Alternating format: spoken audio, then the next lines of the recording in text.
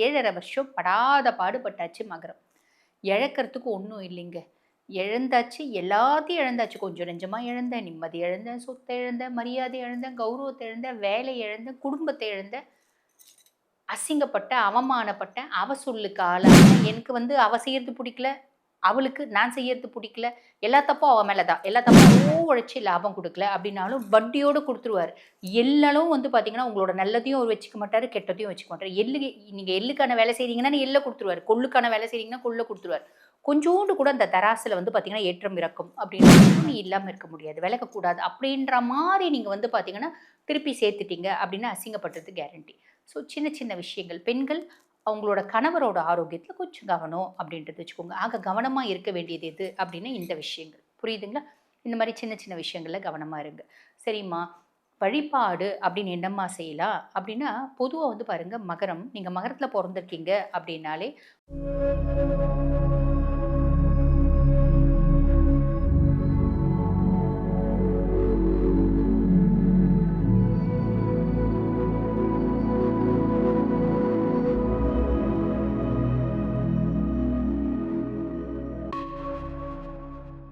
ஆன்மீக பரிகார நேயர்களுக்கு வணக்கம். நான் டாக்டர் தீபா அருளாளன். இன்னைக்கு நம்ம என்ன டாபிக் பத்தி டிஸ்கஸ் பண்ண போறோம் அப்படின்னா, குரு பெயர்ச்சி பலன்கள் தாம்மா பார்க்க போறோம். இந்த குரு பெயர்ச்சி என்னைக்கு நடக்க போகுது? 1/6/2026 அப்ராக்சிமேட்லி 11 மணிக்கு குரு பகவான் மிதுனத்திலிருந்து கடகத்துக்கு போய் உச்சம் பெற்று அமர்றார். இந்த உச்சம் பெற்று குரு பகவான் அமரக்கூடிய நிகழ்வு அப்படின்றது 12 ஆண்டுகளுக்கு ஒரு முறை நடக்கக்கூடிய நிகழ்வு. இந்த உச்சம் பெற்று அமர்றது ஒரு பிளஸ்ங்க. அதுக்கும் மேல குருனுடைய உச்ச பார்வை 5, 7, 9 இருக்கு பார்த்தீங்களா? இதுல 9ஆம் பார்வை சனி மேல படுது. ஆக சனி பகவான் யார் யாருக்கெல்லாம் கெடுக்கணும்னு இருக்காரு? மேஷ ராசி அன்பர்களுக்கு 7 நாட்டு சனியாகும். அதே மாதிரி பார்த்தீங்கன்னா, சிம்ம ராசி அன்பர்களுக்கு அஷ்டம சனியாகும். கன்னி ராசி அன்பர்களுக்கு கண்டக சனியாகும். தனுசு ராசி அன்பர்களுக்கு அர்த்தாஷ்டம சனியாகும். கும்ப ராசி அன்பர்களுக்கு பாத சனியாகவும், மீன ராசி அன்பர்களுக்கு ஜென்ம சனியாகவும் இருக்கார். இவங்க 6 ராசிகளையும் கெடுக்கணும் அப்படின்னு ஏதோ ஒரு விதத்துல இவங்கள டார்கெட் பண்ணி சனி பகவான் கெடுக்க பார்க்குறார். ஆனா இதுல ஒரு பெரிய பிளஸ் என்ன அப்படின்னா, குருனோட 9ஆம் பார்வை சனி மேல படியறதுனால சனி ஆல்மோஸ்ட் நல்லிஃபை ஆயிடுவாரு, கட்டுண்டு கிடப்பாரு. எந்த விதத்திலையும் உங்களுக்கு எடுக்க போறதில்ல. இது ஒரு பெரிய பிளஸ். மற்ற ராசிகளுக்கு இப்ப ரிஷபத்துக்கு லாப சனியா இருக்காரு, கடகத்துக்கு பாக்கிய சனியா இருக்காரு. இந்த மாதிரி பார்த்தீங்கன்னா, துலாம்க்கு ரோக சனியா இருக்காரு. இந்த மாதிரி மற்ற 6 ராசிகளுக்கு சனி பகவானே நல்லது செய்யக்கூடிய சூழ்நிலை தான் இருக்கா. அதுக்கும் மேல குருனோட பார்வையினால இன்னும் நிறைய நல்லது ரொம்ப ஸ்பீடா செய்ய போறான். ஆக இந்த குரு பயிற்சி ஆல்மோஸ்ட் எல்லா ராசிகளுக்குமே நல்லா தாங்க இருக்க போகுது. ஆக எந்தெந்த ராசிகளுக்கு என்னென்ன நற்பலன்கள் வரப்போகுது அப்படின்றது நம்ம இந்த பதிவில் பார்க்க போறோம். ஆக உங்க ராசிக்கு குரு பயிற்சி என்ன மாதிரி நற்பலன்களை கொடுக்க போகுது? நேரத்தை வீண் பண்ணாம சட்டுன்னு பார்த்துடலாம் வாங்க. மகர ராசி அன்பர்கள், உங்களுக்கு இந்த குரு பயிற்சி எப்படி இருக்கு? ரொம்ப நாளா நான் ரொம்ப கஷ்டத்துல இருக்கேங்க. கண்டிப்பா 7 நாட்டு சனியினால 7.5 வருஷம் படாத பாடுபட்டாச்சு மகரம். இழக்கிறதுக்கு ஒன்றும் இல்லைங்க. இழந்தாச்சு, எல்லாத்தையும் இழந்தாச்சு. கொஞ்சம் நெஞ்சமா இழந்தேன், நிம்மதி இழந்தேன், சொத்தை இழந்தேன், மரியாதை இழந்தேன், கௌரவத்தை இழந்தேன், வேலை இழந்தேன், குடும்பத்தை இழந்தேன், அசிங்கப்பட்டேன், அவமானப்பட்டேன், அவ சொல்லுக்கு ஆளானேன். ஆக எல்லாரும் முதுகுல குத்துனாங்க. யார் யார் எப்படி எப்படின்னு எல்லாத்தையும் சனி பகவான் நிதர்சனமா எனக்கு காமிச்சு குடுத்துட்டார். "விட்டதட ஆசை விளாம்பழத்து ஓட்டை போல" அப்படின்னு எந்த உறவு மேலயும் எனக்கு நம்பிக்கை இல்லைங்க. சிவனேன்னு வாழ்ந்தா சிவன போய் கும்புறதுக்கு கூட எங்களுக்கு இது இல்ல, மனசு இல்ல. ஒரு இடத்துல தேமேன்னு உட்கார்ந்திருந்தா நல்லா இருக்கு. அப்படிதான் எல்லா மகரமும் சொல்றீங்க. தசை நல்லா இருந்தவங்க 100% பார்த்தீங்கன்னா பிரச்சனையில சிக்கல. தசை நல்லா இல்லாதவங்க, அதுவும் நிறைய பேருக்கு சனி தசை, சனி தசையே இருந்தவங்க பயங்கரமா பார்த்தீங்கன்னா கஷ்டப்பட்டாங்க அப்படின்னு சொல்லலாம். சரி, இப்ப இந்த காலகட்டம் எப்படி இருக்கு? முதல்ல சனி பகவானே உங்களுக்கு நிறைய இன்னல்களையும், இடையூறுகளையும் கொடுத்தாலும், சனி பெயர்ச்சியில சனி பகவான் உங்களுக்கு சகாய சனியா வந்துட்டார். சகாய சனியா எல்லா விதத்திலயும் உங்களுக்கு ஹெல்ப் அப்படின்றது சனியே செய்ய போறாரு. இன்னும் எதுவும் செய்யலையேம்மா, நிதானமா தாம்மா செய்வான், கொஞ்சம் வெயிட் பண்ணுங்கம்மா. ஆக எல்லா ஹெல்ப்பும் செய்ய போறார். அதுக்கும் மேல குருனுடைய உச்ச பார்வை 9ஆம் பார்வை சனி மேல படுறதுனால கட கட கட கடன்னு நிறைய நல்லது செய்ய போறாருமா. இனி வசந்த காலம் அப்படின்னு சொல்லலாம். இது ஒரு பெரிய பிளஸ். 2வது இப்ப குரு பகவான் என்ன பாவத்துல இருக்காரு? 7ஆம் பாவம் களத்திர ஸ்தானத்துல குரு. களத்திர ஸ்தானத்துல குரு இதுவரைக்கும் திருமணமே ஆவலைங்க. நிறைய மகர ராசி பார்த்தீங்கன்னா திருமணம் அப்படின்றது நடக்குமா. ஆல்ரெடி திருமணம் ஆயிடுச்சுங்க, டிவோர்ஸ் ஆயிடுச்சு. இளைய களத்திரம் அப்படின்றது 2வது திருமணம் ரொம்ப உத்தமமான பிள்ளைங்களோட, அதாவது நல்ல குணவதியான குணவாளனான ஒரு வரன் அப்படின்றது நமக்கு அமையும். அதுக்கான பிராப்தமும் உண்டு. ஆல்ரெடி கல்யாணம் ஆயிடுச்சுங்க. கணவரும் மனைவியும் வந்து பார்த்தீங்கன்னா, பிரிஞ்சு தான் இருக்கோம். ஒரே வீட்ல இருக்கோம். பிரிஞ்சு இருக்கோம். ஏன்னா, எனக்கு வந்து அவ செய்யறது புடிக்கல. அவளுக்கு நான் செய்யறது புடிக்கல. எல்லா தப்பும் அவ மேல தான். எல்லா தப்பும் அவர் மேல தான். இப்படின்ற மாரி ஒரு பிரிவினை, ஒரு முறிவு அப்படின்றது இருக்கு. இப்ப 4 மத்தியஸ்தர்கள் வருவாங்க. "என்னப்பா குழந்தைங்க மூஞ்ச கொஞ்சம் பாருங்கப்பா. இப்படி பிரிஞ்சு வந்தா குழந்தைங்க விஷயத்துல என்ன நீங்க வந்து முடிவெடுக்க முடியும்? குழந்தைங்க வந்து பார்த்தீங்கன்னா, என்ன வயசுல இருக்காங்க? அடாலசென்ட் ஏஜ்ல இருக்காங்க. ஆக நீங்க 2 பேரும் இணஞ்சு இருந்தா தான் குழந்தைங்க சார்ந்த பிரச்சனைகளுக்கு தீர்வு தர முடியும். தீர்வு வரும்." அப்படின்ற மாரி 4 பேர் இணச்சு நம்மள வந்து பார்த்தீங்கன்னா, வாழ வைப்பாங்க அப்படின்னு சொல்லலாம். ஒண்ணா தாங்க வாழ்ந்துங்கணும். பெருசா பாசம்லாம் இருக்கிறது இல்லைங்க. அது நெறைய கணவன் மனைவி கிட்ட இல்லைங்க. அது நம்ம சினிமால தான் பார்க்க முடியும், நாடகத்துல தான் பார்க்க முடியும். அந்த மாரி எதிர்பார்க்குறீங்க அப்படின்னு நீங்க உங்கள மாத்திக்கோங்க. ஏதோ ஓரளவுக்கு எனக்கும் என் கணவருக்கும் ஒரு அன்புன்றது இருக்குங்க. ஒரு அந்யோன்யம்ன்றது இருக்கு. அப்படி வேணா சொல்லிக்கலாமே தவிர, நாங்க ராம், சீதா ஜோடின்னு யாருமே சொல்லிக்க முடியாது. புரியுதுங்களா? ஸோ இந்த மாரி பிரிவினை, முறிவு அப்படின்றது எல்லா குடும்பத்திலயும் இருக்க தான் செய்யுது. ஆக இதெல்லாம் வந்து குரு 7ஆம் பாவத்துல உட்கார்றாரு அப்படின்போது, கணவன் மனைவியிடையே ஒற்றுமை, இணைச்சு வைக்கக்கூடியது, விட்டுக் குடுக்கக்கூடிய தன்மை, அன்பு அப்படின்றத நெறைய வந்து குடுத்துருவாரு. பிளஸ்.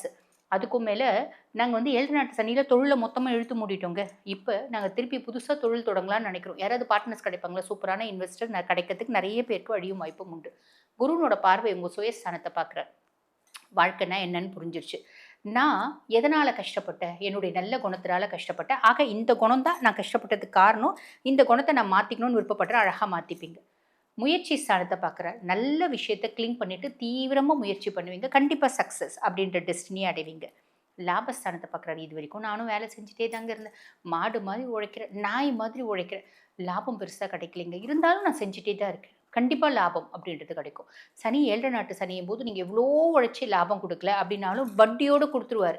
எள்ளளவும் வந்து பார்த்தீங்கன்னா, உங்களோட நல்லதையும் அவரு வச்சுக்க மாட்டாரு, கெட்டதையும் வச்சுக்க மாட்டாரு.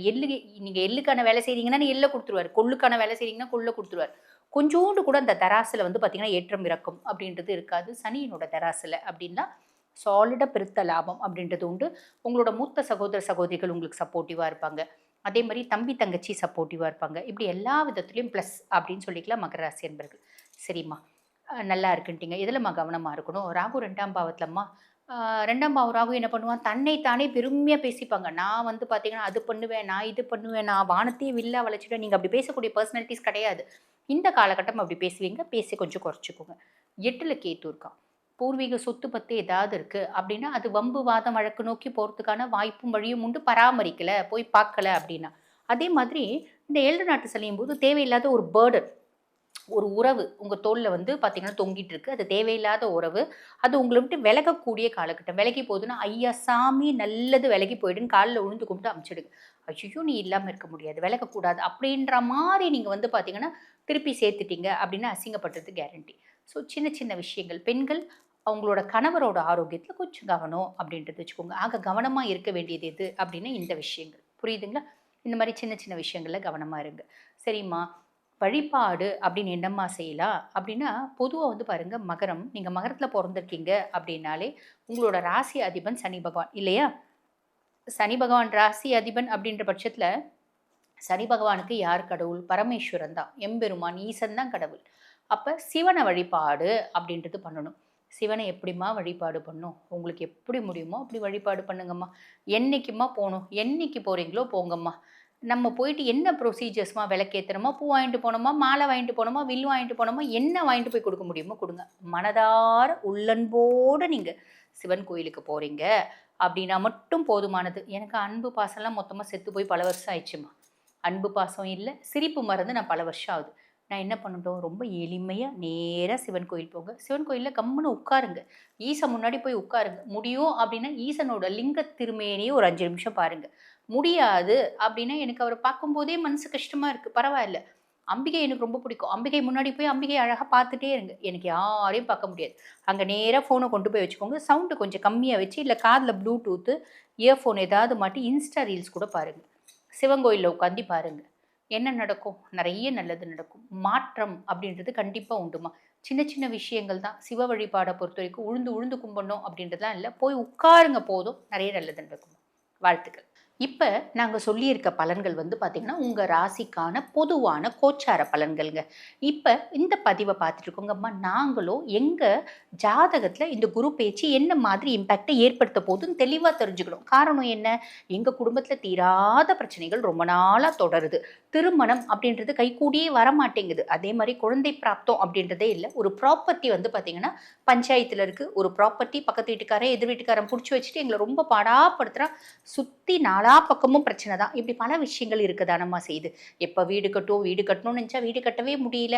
வீட்ல ஏதாவது பிரச்சனை இருக்கான்னு தெரியல. பூமி தோஷம் இருக்கான்னு தெரியல. இப்படி நெறைய கேள்விகள் உங்களுக்குள்ள இருக்க தான் செய்யும். அந்த மாதிரி எந்த கேள்விகளுக்கு பதில் வேணும் அப்படின்னாலும், உங்க சுய ஜாதகம் தாம்மா அதனோட பெர்ஃபெக்ட் இண்டெக்ஸ் பதில் தெரியறதுக்கு. ஆக உங்க சுய ஜாதகத்த அனலைஸ் பண்ணணும் அப்படின்னு விருப்பப்பட்டீங்கன்னா, நான் பேசிட்டு இருக்கும்போது என்னோட வாட்ஸ்அப் நம்பர் குடுத்துருப்பாங்கம்மா. அந்த வாட்ஸ்அப் நம்பருக்கு கால் பண்ணி அப்பாயின்ட்மென்ட் ஃபிக்ஸ் பண்ணி என்கிட்ட பேசிக்கலாம்.